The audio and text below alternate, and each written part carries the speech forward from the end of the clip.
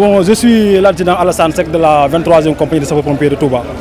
Wow, nous à 15h35 pour le feu de magasin au marché Ocas. On est arrivé à 15h45 sur les lieux. Après, sur les lieux, on a constaté carrément un feu de sous-sol. Mais sous-sol, il y a un magasin qui est tacle.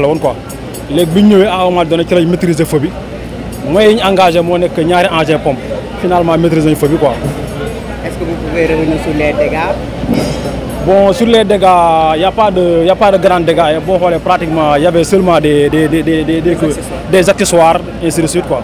Des accessoires de portables, ainsi, des chargeurs, des cartons, ainsi de suite. Oui. Le cause de cet incendie? Bon, pour le cause, ce n'est pas encore déterminé. Quoi. Pour le cause, ce n'est pas encore déterminé. Est-ce que am na loo xamante ni moom ngay ñaax ci wàllu wi parce que lu mel nii yàgg nañ ko nemmeeku fii ci marché Ocass bi ndax am nga sensibilisation booy def. waaw pour sensibilisation duñ ci jóg moom parce que ñun boo xoolee sapeurs-pompiers Touba li ñuy sensibiliser bëri na parce que boo xoolee par exemple sous-sol bi amul lumière amul courant amul dara parce que ñun daal amuñu woon accessibilité pour dugg sous-sol bi mais finalement après lañ ko mujjee maîtriser avec nos moyens quoi.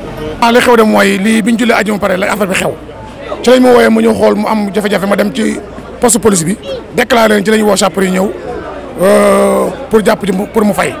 mbir moo xam nag mett na fa mett di yam ndax daal bett nañu xam naa comme que police mi def enquête du ñàkk dana boobu enquête am pare dana wax lan moo ko war a mën a taal ndax fii milieu la boo xam ne ñi fi daje dafa bari ñi fi dafa bari ñoo xam ne amuñu liggéey amuñu pot amuñu dara soupçon am na ci ñoom benn boobu day am beneen cas bi mën naa nekk cas de courant beneen cas bi mën naa nekk cas de soupçon ndax fii dafa bari ñoo xam ne defuñu fi dara 15 ak man de tux lañ fiy def déclaré nañ ko ba tay wax nañ ko fu nekk ba tay pour ñu jàpp leen ci fii dafa manqué insécurité sécurité moo amul ci réseau bi ñun ñu fi nekk ku si néew wut nañ suñu moyen di def mais amuñu doole amuñu kenn ku ñu doole pour mën koo jàpp ndax ni réseau bu toll nii li fi nekk ci nit nekk 2000 personnes li leen bëgg circuler lépp di 6 personnes loolu dafa ndaw dañuy dàq dañuy wax ba sonn di jàpp yow police def lu nekk ci def seen liggéey mais li problème daal mooy xam naa ne moom manqué ci daal bantis bi nekk ci barab bi daal di ëpp ci ñoom lay jógee ndax xëy ñu góor ñu defuñu dara fa lañ fekk ñu ngi fii di toxoo ak gees ak mandi dem nañ commissariat yi dem nañ gendarmerie yi dem nañ fu nekk wax nañ ko